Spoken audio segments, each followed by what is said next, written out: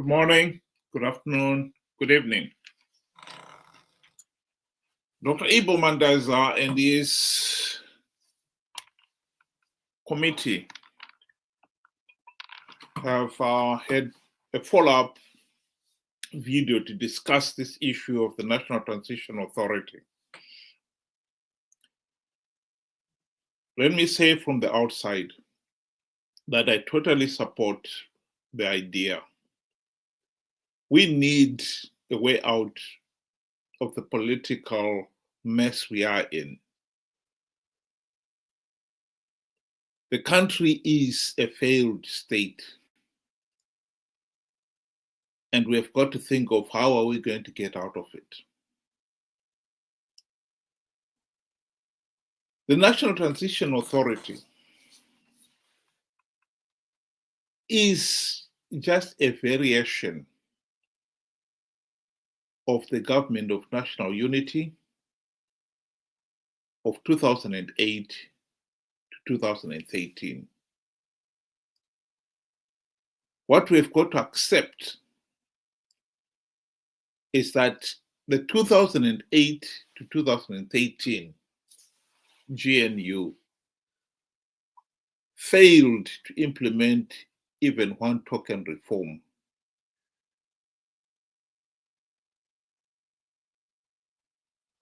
To end the Zanu PF dictatorship. That is why we are in this mess. So the National Transition Authority will be another bite at the cherry.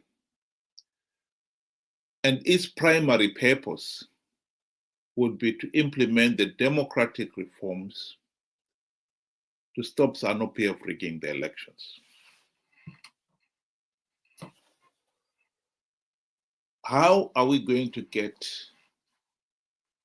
that National Transition Authority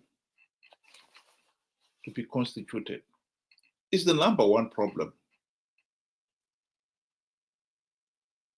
At the present moment, Dr. Mandaza and company are proposing that we could have that National Transition Authority established this side of the 2028 elections. I've said on this platform, and I'll say it again, I don't see how that can be done. Because Zanu PF, as much as we know that Mnangagwa rigged the 2023 elections, that SADC and the AU condemned the electoral process as flawed and illegal. Both SADC and the AU did not go the extra mile and deny Zanu PF political legitimacy. This is important because that was the basis on which the GNU of 2008 to 2013 was established. Both SADC and the AU refused to recognize the 2008 election process because of the blatant cheating following the March vote, and then the wanton violence during the runoff that followed. And having denied Zanu PF political legitimacy, they were able to force Mugabe and Zanu PF to sign the Global Political Agreement of 2008, which gave birth to the GNU. They could not do the same in 2023. As much as both SADC and the AU condemned the election process as flawed and illegal, they could not do so, they could not go the extra mile because the opposition had participated in those elections. Chamisa had persuaded his Triple C supporters to participate in those elections in their millions Nearly 2 million supporters of Chamisa voted for him. His own CCC members participated in those elections, knowing fully well that the process is flawed, knowing fully well that if you participate, you give the process and the result legitimacy. That was the problem. So having participated and given Zanu PF legitimacy, how are we going to say Zanu PF is now illegitimate and let's form National Transition Authority? You can't. You should have never participated in the flawed election in the first place.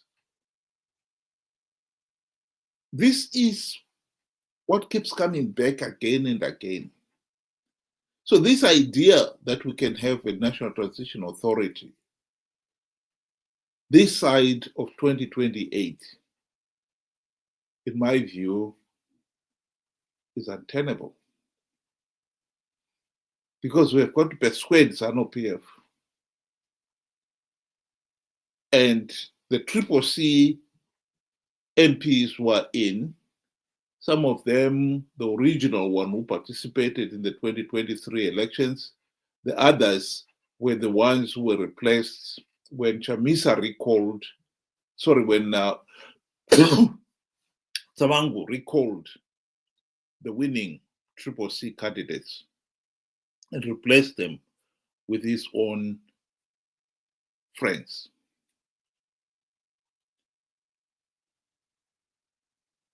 Here is Tendai Biti trying to explain this issue of how the National Transition Authority can be established, and then there's got to be a referendum to suspend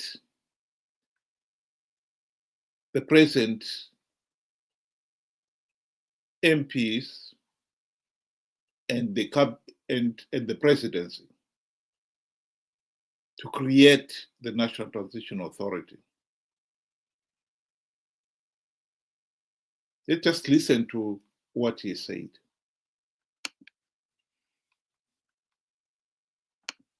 Community are the guarantors, and I'm talking of here of the region, whether we like it or of them, subjective as they may be.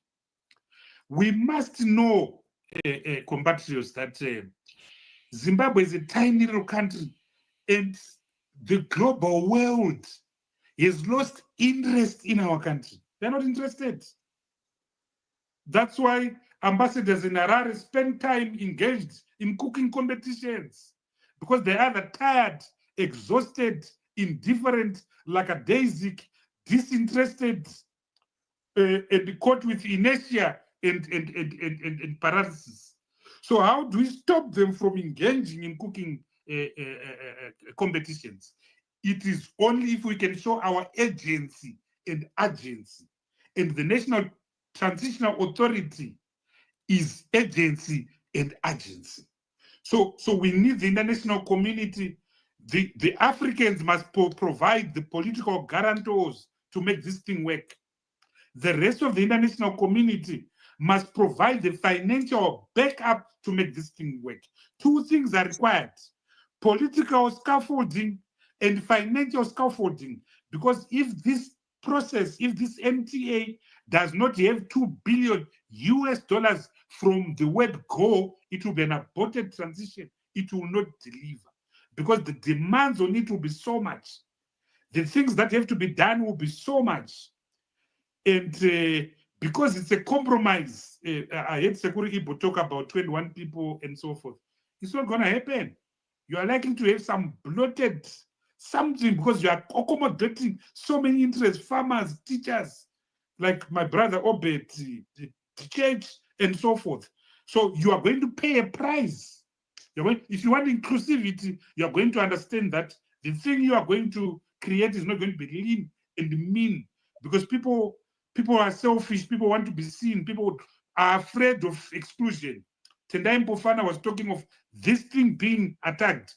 It's being attacked by people who feel we are being left out, or those that we like are being left out. Yet it is the only guarantor to an irreversible process of the democratization of Zimbabwe, to an irreversible process towards the creation of a sustainable Zimbabwe.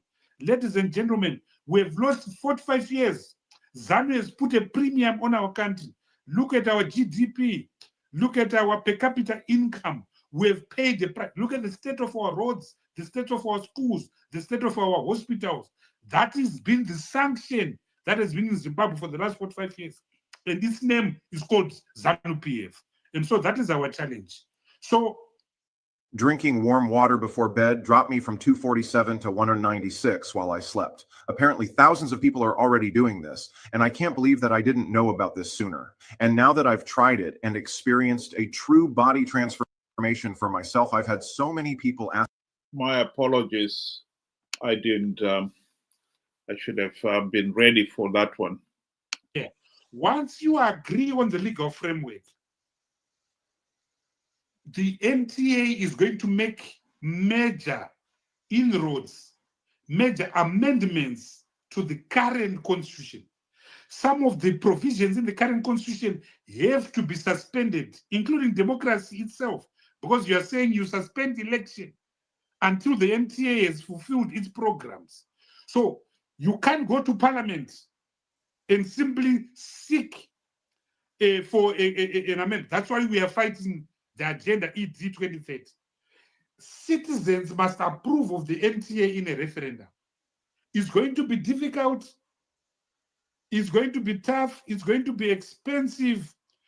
But sustainable states are built on a high premium. If a nation comes cheaply, it's not sustainable. It will collapse. So we must build this new Zimbabwe on a very expensive price in terms of human capital, financial capital, in terms of what needs to be. Once we go to the referendum and the sunset clause is agreed, the program is agreed, those that will run it, whether they're going to be elected or appointed, it's for the convention, the conference to determine. Those people who are tasked to carry out the task during the duration of the NTA, then get on to it. Three things are going to be central. Three things are going to be central. Sekuru Ibo, you spoke about dissolving parliament. But your problem there is that if you dissolve parliament, how then do you implement? Because you are going to require a lot of legal reforms. So if you're going to require parliament, is it this current parliament or the one elected after 2018? These are the hard questions you must ask at the convention. But I said in my principal address that the organizers, the steering committees, and many other people must not go to the convention with prepaid outcomes, with expected outcomes. That's taking Zimbabwe for granted. It's undemocratic. However, what you must do, what everyone must do, is to pay attention to detail, is to invest hours and hours in scenario planning and modeling. We've got thousands of Zimbabweans, millions of Zimbabweans with the expertise to do this. So on model A, is there parliament or parliament is not there? On model B, how do we elect delegates to the chamber? There are so many precedents. We are not reinventing the wheel. There are so many models that have been tried and tested in the past. I think it was you, Tendai Mpofana, who referred to the South African model, the model in Somaliland, Egisa, the model in the IGAD region. There are so many models. So you will probably go, once you do your homework, there will probably be 3 to 4, I would argue 3 to 4 models that can be sold very easily. One of the biggest issues you are going to face is, what is the role of political parties? Is it possible to totally exclude them? That is I've got ideas on it, but I have no right to predetermine. That's the function of the convention. The convention must go there with a blank check. If the convention goes there with a prepaid card, it won't work and it can't work. If the convention goes there with expected outcomes, it won't work. But what the convention must do, it must do three things. The first one is to have a broad document, the work that has been started on the Zimbabwe We Want document. That document is important because we want a vision. What is the vision of the ordinary average Zimbabwean of the Zimbabwe he or she wants to see 15 years from now? And remember, a vision is the house you see on top of the hill. People want a functional state with electricity, not with potholes, not with corrupt people, not with the dwarfs that move around distributing lucre and other ill-begotten gains. People want an equal society in terms of gender, in terms of women and so forth. People want a society in terms of which our resources are working for us, not Well, I'll stop it there. I think it is interesting to note here that what Tendai is talking about is a national transition authority that has been formed, that is functional before the 2028 elections. He mentioned there that the conference, whatever it is, will have to decide what role the political parties, Zanu PF, CCC, have to play. This will have to be dealt with, even if one was to achieve the goal of persuading Zanu PF and CCC elected officials that they should give up power.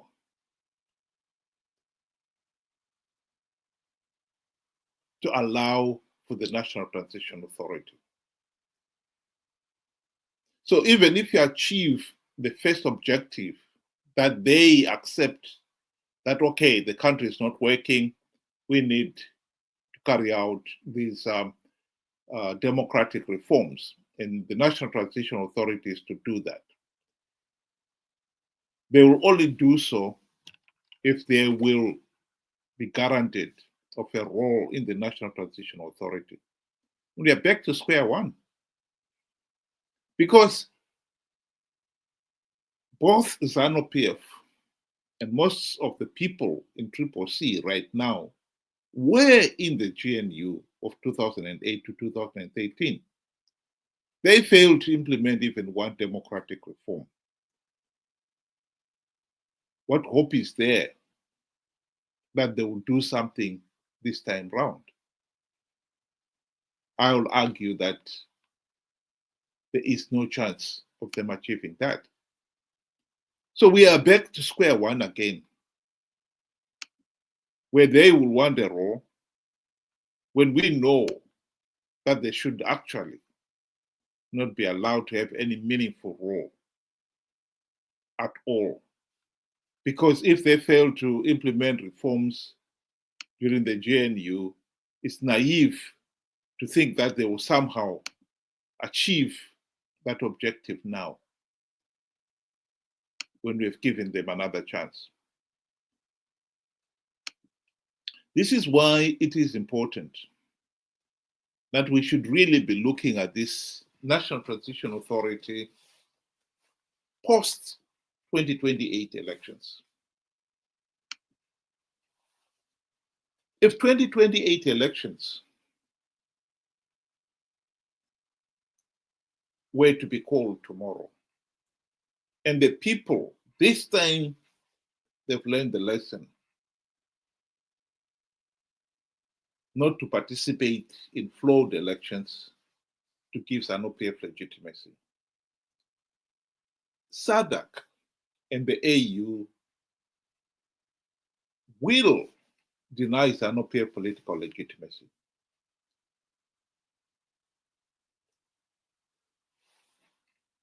The constitutional amendments that were done at the formation of the GNU were necessary because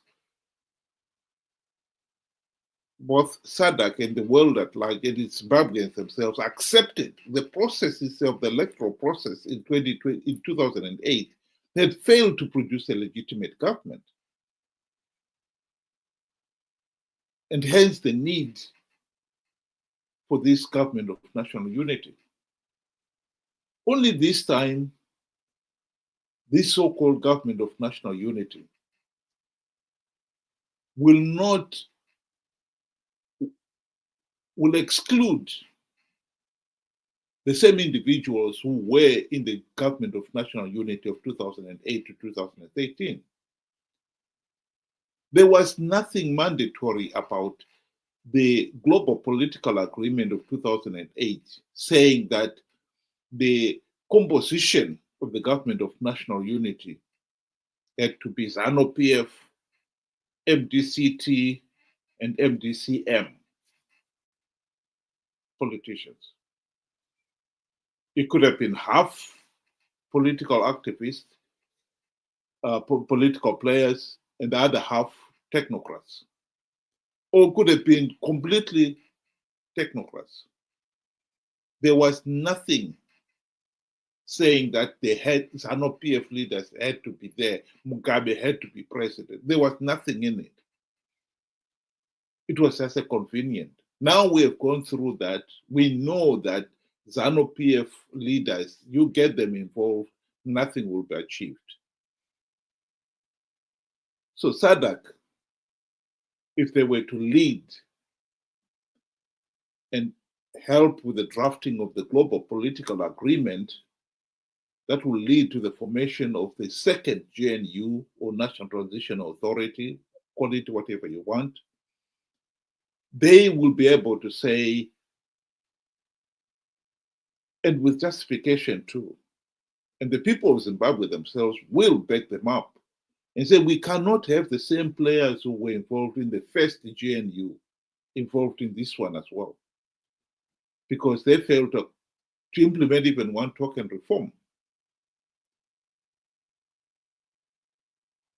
I think this is something that Dr. Mandaza and his friends should seriously look into.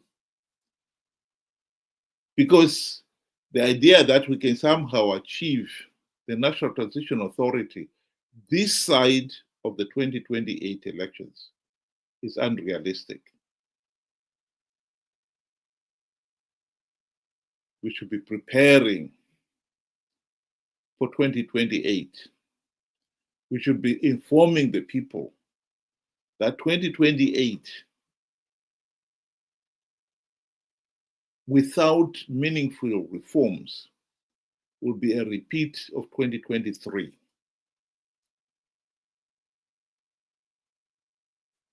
With one interesting idea, that SADC and the AU have themselves condemned the 2023 elections as flawed and illegal.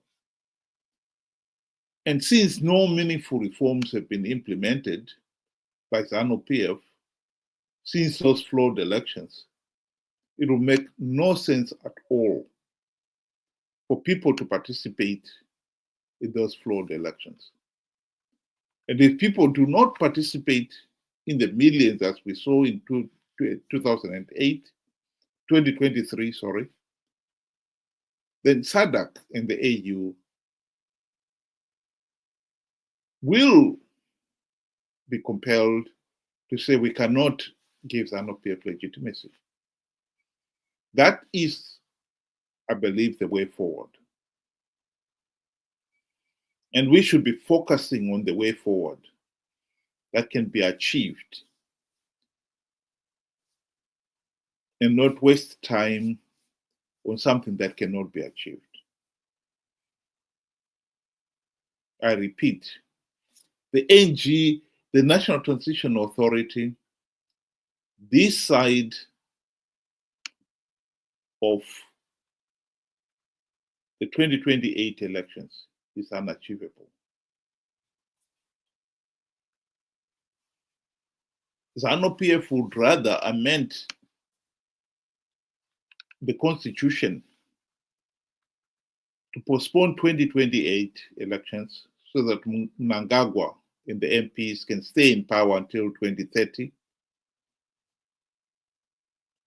That would be the referendum they would prefer than a referendum to allow the creation of the National Transition Authority. We need to be realistic.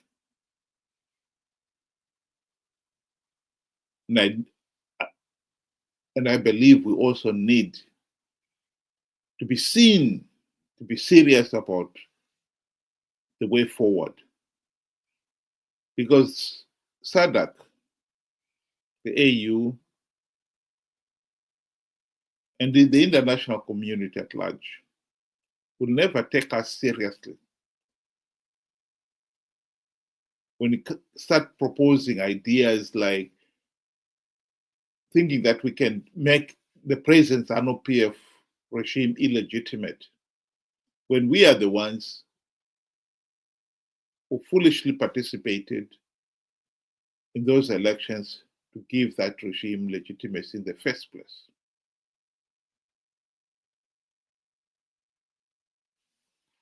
Food for thought. Thank you very much. Have a good evening.